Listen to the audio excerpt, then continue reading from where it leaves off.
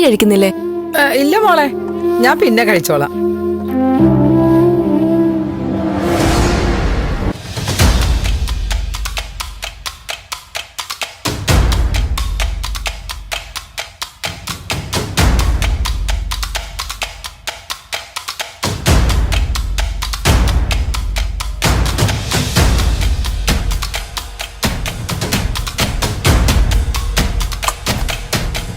എന്താ?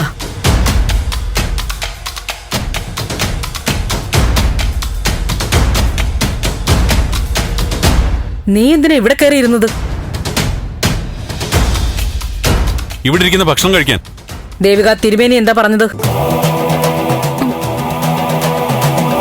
തിരുമേനി പറഞ്ഞതൊക്കെ ദേവിക അനുസരിക്കുന്നുണ്ടമ്മേ. അമ്മ ഇരിക്കെ, ഭക്ഷണം കഴിക്കാം. ഇവളിവിടെ ഇരിക്കുമ്പോ ഞാനല്ല, നമ്മൾ ആരും ഇവിടെ ഇരുന്ന് ഭക്ഷണം കഴിക്കില്ല.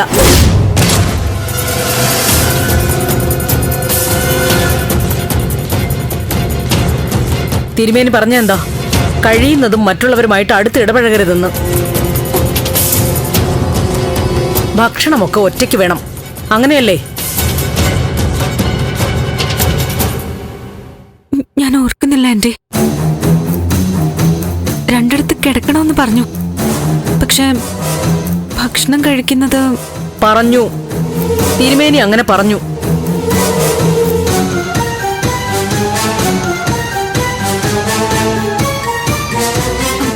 എന്നാ ഞാൻ മാറിയിരുന്ന് ഭക്ഷണം കഴിച്ചോളാം. ഇല്ല, പറ്റില്ല. ഞാൻ സമ്മതിക്കില്ല. ദേവി ഇവിടെ ഇരുന്ന് തന്നെ ഭക്ഷണം കഴിക്കണം. ഇതൊക്കെ അമ്മ അടിച്ചേൽപ്പിക്കുന്ന നിയമങ്ങളാ.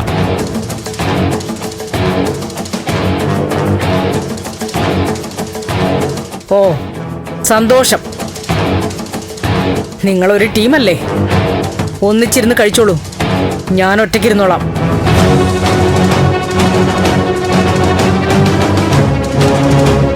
ഭാർഗവേ,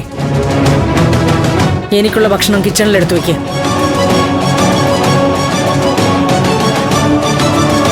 അയ്യോ കുഞ്ഞെ, വേണ്ട. കുഞ്ഞിവിടെ ഇരിക്ക്. പറയുന്നത് അനുസരിക്ക്, പോ.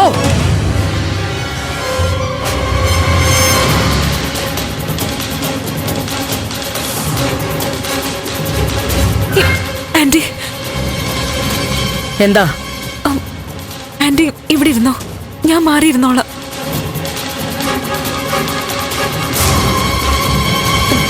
തിരുമേനി പറഞ്ഞത് എനിക്കിപ്പോ ഓർമ്മ വരുന്നുണ്ട്. ദേവി, പറ്റില്ല. നന്ദു തടയരുത്. തിരുമേനി പറഞ്ഞതൊക്കെ അനുസരിക്കെ തന്നെ വേണം.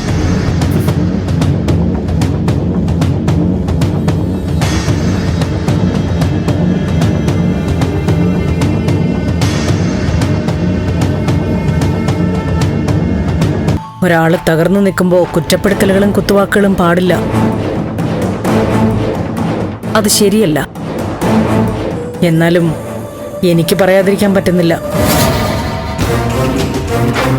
ആശുപത്രിയിൽ വെച്ച് നീ എന്നെ വെല്ലുവിളിച്ചു, നിന്റെ താലി പൊട്ടിക്കാൻ. ഇപ്പതാ എനിക്ക് വേണ്ടി ഈശ്വരനത് നടത്താൻ പോവാ. ഇല്ല, പിരിഞ്ഞു താമസിക്കോ, ഇനി നന്ദു വിവാഹമോചനം നടത്തി എന്നെ പറഞ്ഞു വിടുകയോ ഒക്കെ ചെയ്തുന്നിരിക്കും. പക്ഷെ എന്റെ കഴുത്തിലെ ഈ താലിമാല അതിവിടെ തന്നെ കാണും. തിരുമേനി പറഞ്ഞ പൂജകളൊക്കെ ഞാൻ കൃത്യമായി തന്നെ ചെയ്യും. നിഷ്ഠകളിലൊന്നും ഒരു വീഴ്ചയും വരുത്തില്ല. ഞാൻ കാര്യങ്ങൾ കൃത്യമായി ചെയ്യുന്നുണ്ടോന്ന് ആന്റി സംശയിക്കോ പരിശോധിക്കോ ഒന്നും വേണ്ട. ബ്രഹ്മദത്തൻ തിരുമേനിയുടെ വാക്കുകൾ ഞാൻ പൂർണ്ണമായി ഉൾക്കൊണ്ട് കഴിഞ്ഞു. വ്രതം കൃത്യമായിട്ട് നടക്കും. അതെന്റെ ആവശ്യം. ഞാനത് ചെയ്യും. ബാക്കി എന്താണെന്ന് ഈശ്വരൻ തീരുമാനിക്കട്ടെ. എത്രയൊക്കെ സംഭവിച്ചിട്ടും നിന്റെ വാക്കുകളിലെ മൂർച്ച കുറയ്ക്കാറായിട്ടില്ല അല്ലേ? എന്റെ വാക്കുകൾക്ക് മൂർച്ച തോന്നുന്നുണ്ടെങ്കിൽ അത് സത്യത്തിന്റെ മൂർച്ച ആന്റി.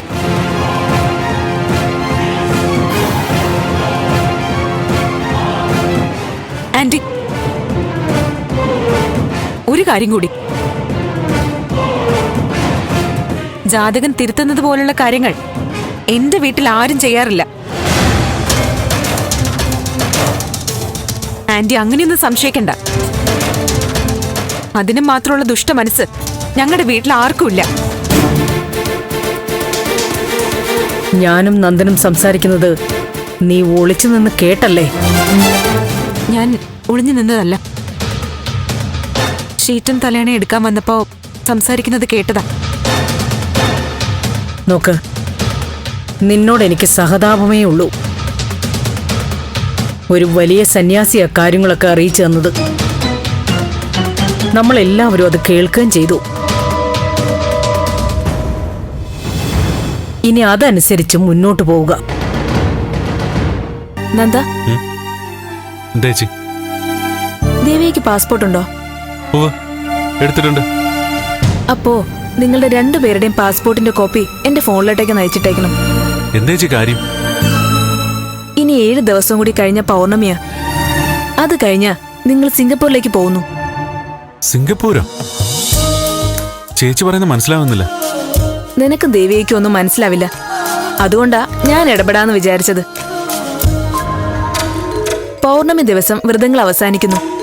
അതിന്റെ തൊട്ടടുത്ത ദിവസം നിങ്ങൾ സിംഗപ്പൂരിലേക്ക് പോകുന്നു. അല്ല, സിംഗപ്പൂരിലേക്ക്? ആ, ഹണിമൂണാണെന്ന് കൂട്ടിക്കോ. ഞാൻ സ്പോൺസർ ചെയ്യുന്നു. ട്രാവൽ ഏജൻസി വിളിച്ച് പറഞ്ഞു കഴിഞ്ഞു. 2 ടിക്കറ്റ് ബ്ലോക്ക് ചെയ്തിട്ടേക്കാൻ. താങ്ക് യു ചേച്ചി, താങ്ക് യു. ഞാനൊരു കാര്യം പറയാം. എന്റെ ഒരു തോന്നലാ. എന്താ ചേച്ചി? പൗർണമി കൊണ്ടൊന്നും ഇപ്പോഴത്തെ വ്രതവും പൂജയൊന്നും അവസാനിക്കും തോന്നുന്നില്ല. എനിക്കങ്ങനെ തോന്നുന്നു. ചിലപ്പോ വേറൊരു തോന്നൽ മാത്രമാവാം. എന്തായാലും നിങ്ങൾ ഈ വീട്ടിൽ നിന്ന് രക്ഷപ്പെടണം.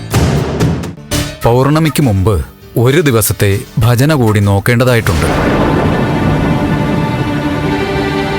അത് ചെയ്യാം സ്വാമി.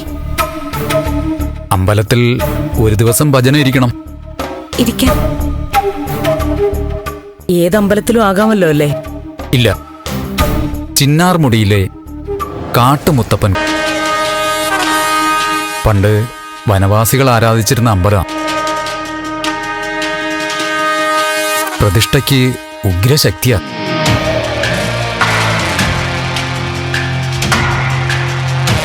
ഉച്ചപൂജയ്ക്ക് പങ്കെടുത്തു തുടങ്ങിയാൽ ഉത്തമം.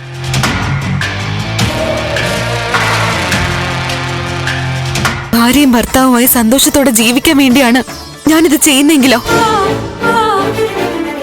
ഇനി ഒരു വാക്കുകൊണ്ട് പോലും തടസ്സം നിൽക്കരുത് നന്ദു, പ്ലീസ്.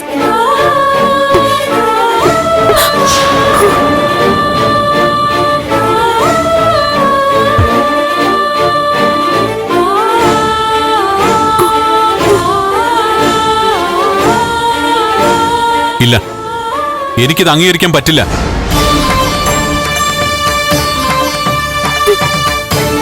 എന്താ ഇത്?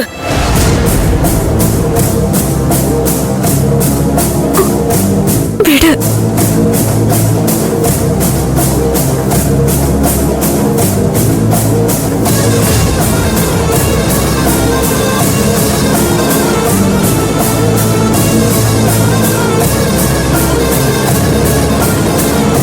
വ്രതശുദ്ധിയോടെ ഇരിക്കേണ്ട പെണ്ണാ നീ.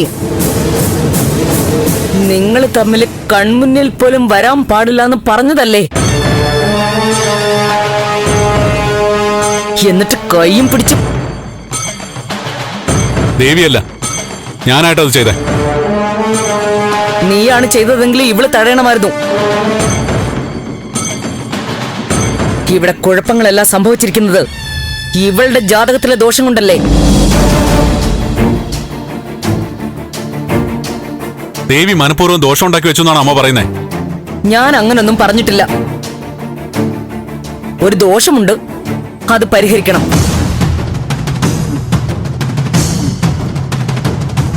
പരിഹരിക്കാൻ ആവശ്യമായ കാര്യങ്ങൾ ചെയ്യണം. അതിനിടയിൽ കൊഞ്ചാനും കുഴയാനും നിന്നാ ഞാൻ പ്രതികരിക്കും. ആന്റി എന്താ പറഞ്ഞത്? കൊഞ്ചാനും കൊഴയാനും നിന്നെന്നോ? ആര്? ഞാനോ? പൂർണ്ണമായി കാണുകയോ മനസ്സിലാക്കുകയോ ചെയ്യാതെ ഒന്നും പറയാൻ നിൽക്കരുത് ആന്റി. വനത്തിനുള്ളിലെ മുത്തപ്പൻ ക്ഷേത്രത്തിൽ ഭജനത്തിന് പോകേണ്ട കാര്യമില്ലെന്ന് എന്റെ ഭർത്താവ് എന്ന നിലയിൽ നന്ദു എന്നോട് പറഞ്ഞു. പക്ഷെ പോയി തന്നെ തീരണമെന്ന് ഞാൻ ഉറപ്പിച്ചു പറഞ്ഞു. ആ സംസാരത്തിനിടയിൽ ഞാൻ നടന്നപ്പോ നന്ദു തടഞ്ഞതാ എന്നെ. ഓ അങ്ങനെയാണോ? നന്ദ, ഇവിടെ നടക്കുന്ന ഭജനം വ്രതം അതിലൊന്നും നീ അഭിപ്രായം പറയണ്ട. ദേവികയുടെ തീരുമാനങ്ങൾ നീ അംഗീകരിച്ചാ മതി.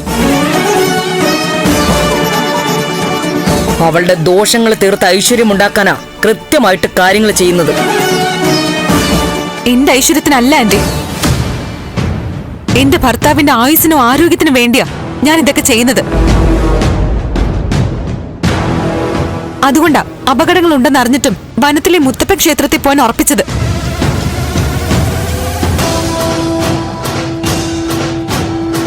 നന്ദുവിനേക്കാൾ വലുതല്ല എനിക്ക് ലോകത്തിലൊന്നും.